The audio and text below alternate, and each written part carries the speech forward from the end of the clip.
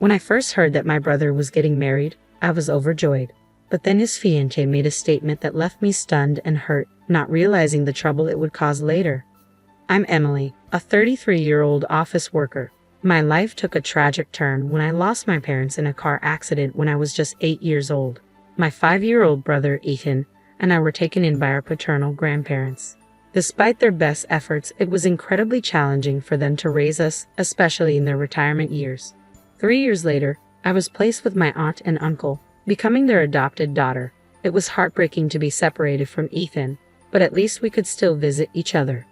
The transition to my new home was nerve-wracking, but my aunt and uncle embraced me as if I were their own. "Let's take it slowly and become a real family," my uncle said.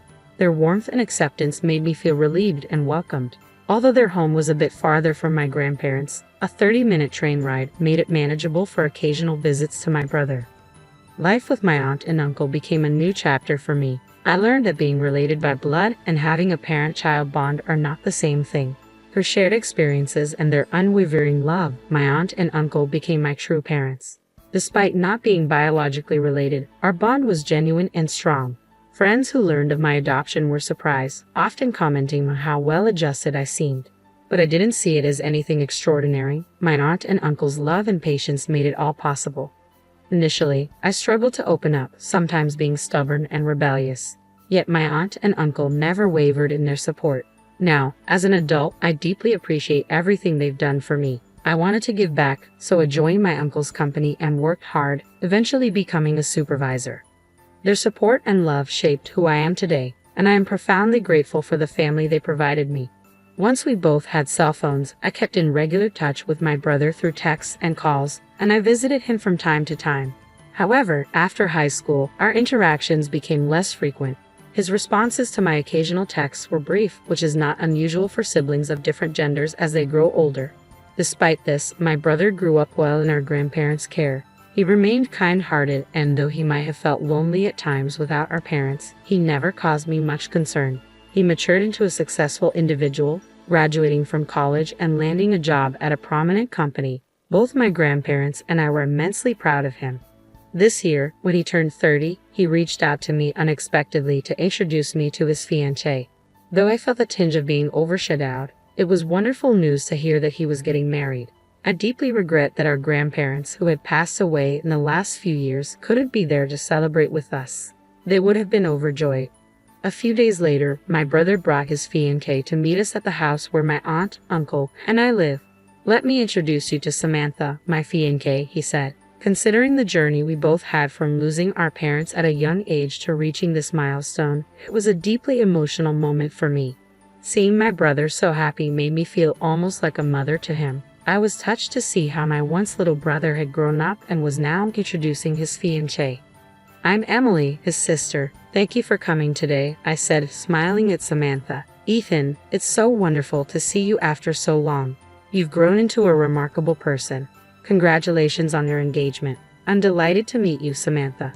My aunt and uncle also extended warm greetings. "It's only natural for us to welcome you," my aunt said. "I'd love to chat with my future sister-in-law." Samantha responded, her smile brisk but sincere. I had initially thought she might be a sheltered young woman, given her background as the daughter of a company president. However, she appeared capable and confident. Considering Ethan's gentle nature, they seemed like a well-matched pair. During our introductions and while enjoying some cake, Samantha asked a series of questions to get to know me better, including whether I was single and if I had any plans for marriage. She also inquired about my life as the adopted child in the family. When she asked to exchange contact information before leaving, I was happy to agree.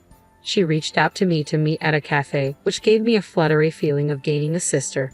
However, my cheerful mood was quickly overshadowed once we settled down with our coffee. "I wanted to speak with you alone today," Ethan's fiancée began. "Since it's just us women here, if you have any complaints or concerns about my brother, I'm all ears." I was caught off guard by her directness. That's not exactly what I wanted to discuss," I replied, sensing an odd tension in the air. Her gaze was intense, and she seemed to be scrutinizing me closely.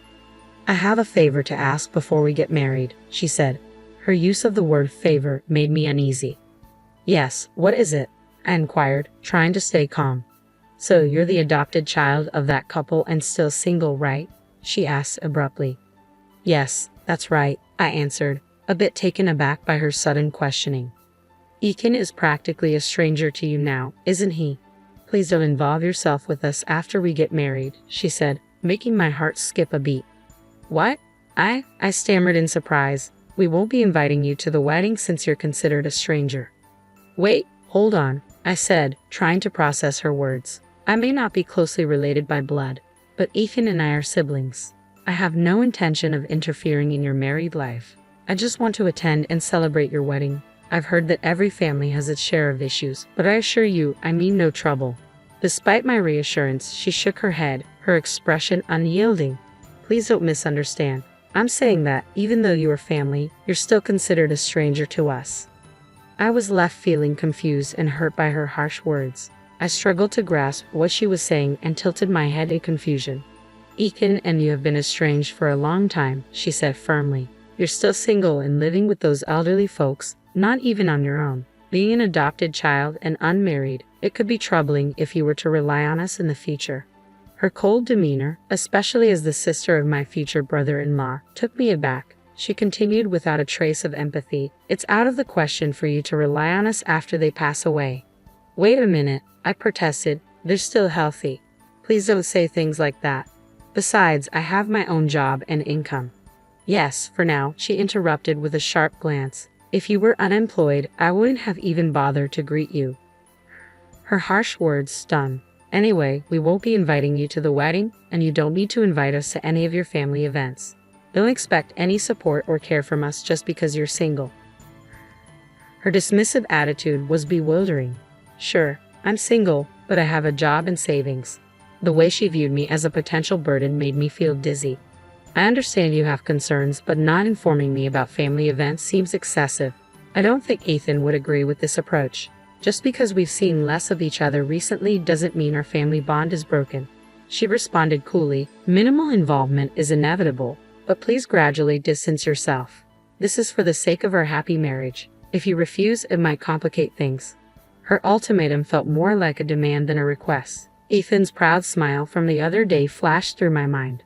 This condition was unreasonable, but I didn't want to interfere with my brother's marriage. I was faced with her irrational demands and didn't know how to respond. That night, I was left speechless. When I shared the events of the day with my aunt and uncle, they were equally incredulous. "Did she really say that?" my aunt asked, clearly taken aback. "She seemed so pleasant when we talked before." I was shocked too, I admitted. I thought she just didn't want a sister-in-law meddling, but it turns out it's more than that. She insisted we're strangers and wouldn't hear otherwise. "What will you do?" my uncle asked, concerned. "I don't want to ruin Ethan's wedding," I said. "I'm unhappy about it, but I'll skip the wedding. Once things settle, I'll meet with Ethan alone to celebrate." "I understand," my uncle said. "But if Emily is treated like that, we have no desire to attend either." "Yes," my aunt agreed. "It seems the problem is on that young lady's side, doesn't it?" I looked puzzled, but my uncle gave a slight smile and nodded in agreement. The wedding day arrived with clear, blue skies. I should have been there to witness my brother's special day up close, but it couldn't be helped. Then my cell phone rang. The screen displayed Samantha's name. I had saved her number thinking she'd become my sister-in-law, but now she felt more like a stranger. I felt no obligation to answer, so I let it ring. The phone stopped briefly, only to ring again. Ignoring it led to even more calls. I muttered in frustration, wondering how the bride could have time to call me on her wedding day. My aunt and uncle, recognizing the name on the screen, chuckled sympathetically. I switched my phone to silent mode, but it continued to vibrate incessantly. I wondered what kind of face Samantha, who had so bluntly called me a stranger, was making now. Eventually, the calls stopped, but my phone's call history was filled with her name. I couldn't help but think of her as a stalker, which made me chuckle despite the situation. There were a few voicemails, but I wasn't in the mood to listen to them. That afternoon, as my aunt, uncle, and I enjoyed our favorite donuts, the intercom rang insistently. When I went to the door, Samantha, Ethan's fiancée, burst in furiously. "Hey, why weren't you answering your phone? Do you have any idea how many times I called? Aren't you supposed to be getting married today? What are you doing at a stranger's house? It's your fault the wedding's a disaster." I remained calm and smiled. I haven't done anything wrong. I simply didn't attend the wedding as you requested. Samantha's anger seemed to intensify. That's right, you didn't come because I told you you're considered a stranger. Why would I answer a stranger's call? Why are you here? I asked, puzzled. Because your uncle is the president of the Electrical Industry Association, and people noticed his absence, Samantha snapped. Someone started asking why he wasn't there, and it came out that his daughter, who is the groom's real sister, was denied attendance. Just then, Ethan arrived, looking concerned. Sorry, Emily. I thought Samantha left without hearing me out. I didn't know it had escalated this much. I heard from Samantha that you wouldn't attend because you were meeting your boyfriend's parents and couldn't tell me. I thought that was understandable, Ethan explained. Quite a convincing lie to cover up not attending my brother's wedding, I said, unimpressed. Ethan's face fell. When people realized why your uncle wasn't at the wedding, they got involved, and it caused a big commotion. The situation turned into chaos. Samantha bit her lip and glared at me. Because of you, I was criticized terribly and called inhumane. If you had answered the phone and come to the wedding, things might have been different. You heartless person. I was taken aback. Heartless? I did what you asked. You labeled me a stranger and didn't want me there. My uncle, who had been observing quietly, stood up. It seems like the issue lies with how this situation was handled. Let's focus on resolving the mess caused rather than placing blame. I'm your brother's fiancée, so I should be like a sister to you, right? There's no point in continuing this conversation. You should take responsibility for your own words, Samantha said, her tone firm. I'll retract what I said earlier if you help me smooth things over. I shook my head. There's nothing I can do as a stranger. Wait, no, come on. I still have a lot of questions, Samantha insisted. Reluctantly, Ethan led his protesting fiancée away. Shortly after, their engagement was called off, and Samantha was left with the burden of the wedding cancellation fees. Despite her complaints, her parents accepted that the fault lay with her. Although her father was a president, his company was a small factory that relied heavily on maintaining good relations with Ethan's major company and my uncle's Electrical Industry Association. Samantha's actions jeopardized these critical relationships. Her father had to make numerous apologies, and Samantha was reprimanded and forbidden from returning home. She attempted to stay with friends, but following the wedding fiasco, they distanced themselves, leaving her without support. Ethan, reflecting on his choices, came to apologize. I only liked her because she worked for a major company and didn't have any family to trouble her. I hate that I couldn't see through her. We all tried to comfort Ethan. It's a good thing you weren't married to her yet. She put on a facade, and it's not your fault for being deceived by someone who hid her true self. You're too kind, Ethan. It's a shame about her, but you'll find someone who truly cares for you. I hope so, Ethan said, taking the donuts we offered. Here, have some of your favorite donuts. Let's enjoy some coffee. This incident unexpectedly brought me closer to Ethan, with whom I had lost touch as adults. The initial news of his engagement had been the catalyst for our reunion. In a way, I found myself grateful for that, despite everything. Watching Ethan interact with my aunt and uncle, seeing them talk like a real family, made me reflect. We often take those closest to us for granted and forget to show them we care. I resolved to cherish my loved ones more. How are your loved ones doing?